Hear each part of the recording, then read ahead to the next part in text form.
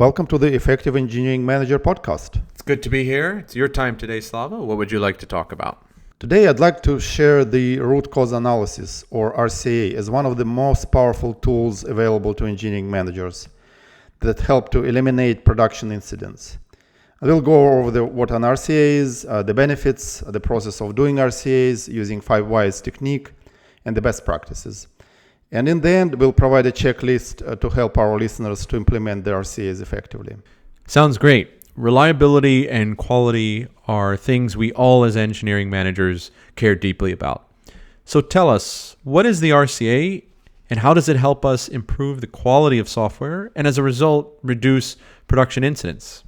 Yes, the RCA is a process that allows us to identify and implement improvements to processes and tools that will help us to prevent human errors from happening in the future. And it's important to mention that the RCA process is non-punitive because root causes are often gaps in the processes and technology, and rarely people. Yeah, that's so true. It definitely has to be non-punitive because you don't want to scare people away, and you're right, it's often tied to a lot of your own processes. So how are RCAs different from postmortems then?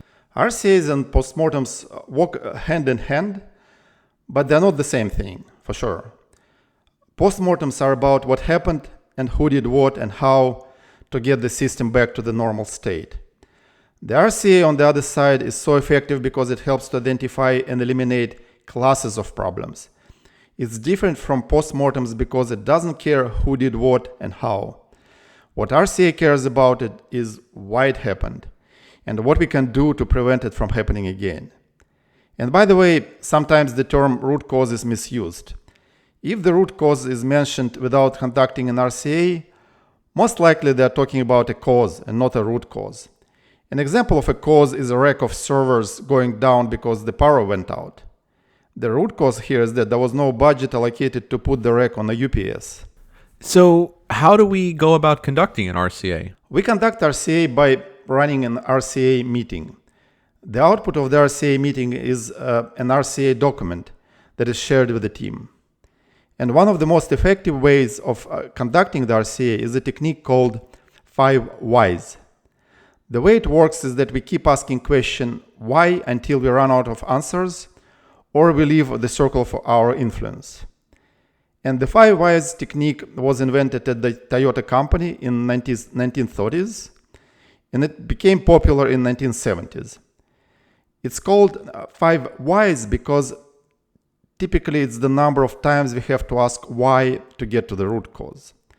And by the way, this is not a hard rule.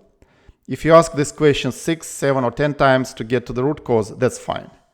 And if you end up asking why only 3 times to get to the root cause, that's fine too. 5 whys is just an easy to remember brand name, and that's why I use it as well. So keep in mind that it's common to follow multiple lines of questioning and find multiple root causes. Sometimes it's a simple, clear-cut root cause, but oftentimes the team may find and come up with more than one root cause. And just let's remember that root causes are rarely people and often technology and processes, because people make mistakes, and this is up to the technology and processes to help people to avoid mistakes.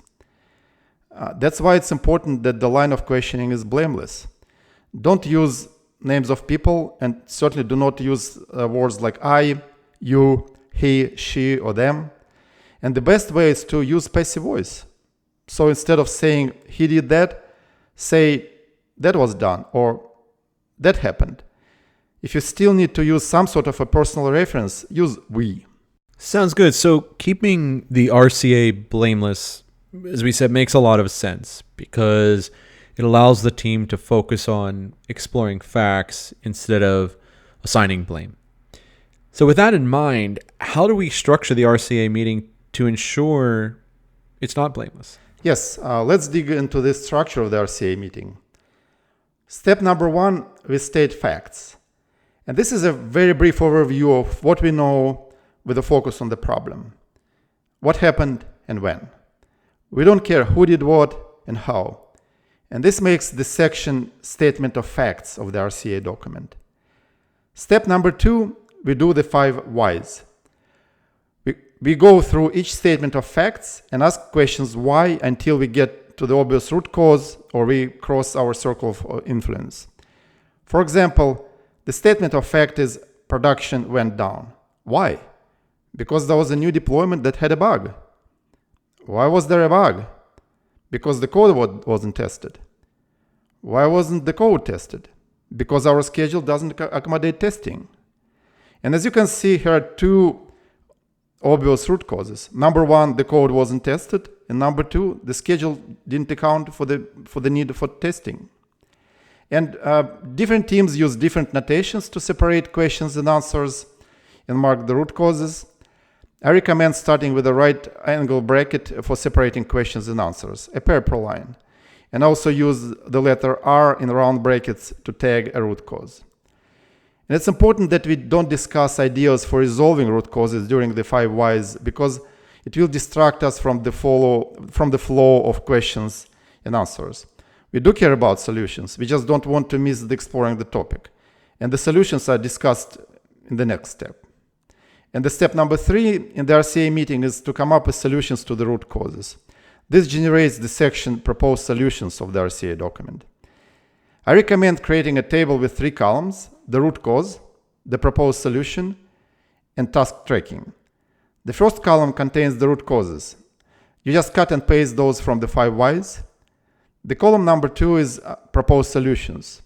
And the best way to come up with proposed solutions is to brainstorm with the team. Encourage everyone to participate. And if you are the meeting moderator or the manager, I suggest to hold your thoughts until everyone puts their ideas forward. Once you've gotten through all root causes and also gotten through the proposed solutions, create tickets with action items in your issue tracking system. Logging action items can be done outside of the RCA meeting, but I do encourage doing it immediately after the meeting, while it's still fresh. Just create the tickets with action items and put the links back to the RCA document. Make sure that the tickets themselves with action items have links to the RCA document as well. Action items must be prioritized over the other work because they solve classes of problems. The more action items delayed, the greater the chance of the problem resurfacing. And do track completion of action items the same way you track important projects. Once the RCA document is ready, share it with everyone concerned and update the RCA library. And that's how the RCA process works. Well, that sounds great. It's a great process. Can you give our listeners some tips on how to make the RCA work well? Sure. Here are some tips on how to make the root cause analysis even more effective. First of all, when to do the RCAs. I recommend doing RCAs for every situation that affects your customers, external or internal. Minimally, do RCAs for all production incidents or bugs found in production. Train your team to conduct RCAs in the next day or 2 after the production incident. Same true for internal test environments, because these incidents impact your broader team ability to deliver on time and with quality. Second, limit the RCA meeting to folks who are directly connected to the incident. These can be developers, ops, test engineers, pretty much anyone who knows the facts, can ask questions and provide answers. 3 to 5 participants is the optimal number, and the organizer of the meeting can be the manager or a team lead. Third, politely interrupt those who try to talk at length. The RCA is just a quick succession of questions why and the answers. And it doesn't really have a place for let me explain how it works. I noticed it helps to stay on track if at the beginning of the RCA meeting we explain the structure of the meeting and that we may be interrupting folks who try to do a deep dive. Fourth, I suggest managers take responsibility to drive the RCA meeting and take notes. Alternatively, designate a moderator if you're going to be actively participating. Usually it has to be someone who is very good at taking accurate notes fast. And fifth, prioritize execution of the action items from the RCAs. It may be tempting to delay fixing the root causes because usually the fixes are non-trivial, especially given our busy engineering schedules. I suggest getting an early buy-in from your chain of command to dedicate 5 to 10% of your team's time to addressing root causes. I'm yet to see a manager who would refuse an opportunity to address classes of problems that are causing reliability and quality issues. Yeah, sign me up. I'll write on that one for sure. So this sounds great. Can you now give our listeners a quick checklist that they can use to make sure they do root cause analysis effectively? Yes, here it is. First, educate the team on the process with a stress on the blame-free nature of the RCA. Second, invite everyone connected to the incident, maximum 5 people to keep the meeting manageable. Third, break the RCA meeting into 3 parts: what we know, a statement of facts, 5 whys, and proposed solutions. Fourth, document and share the RCA document with your team. And fifth, prioritize and track execution of the action items using an issue tracking system. Thank you, Slava. This was excellent stuff. Thank you, Adam. More good stuff is coming. And I encourage our listeners to let us know what they think and send us more topics to cover. Our email is contact@effectiveem.com or find us on the web at effectiveem.com.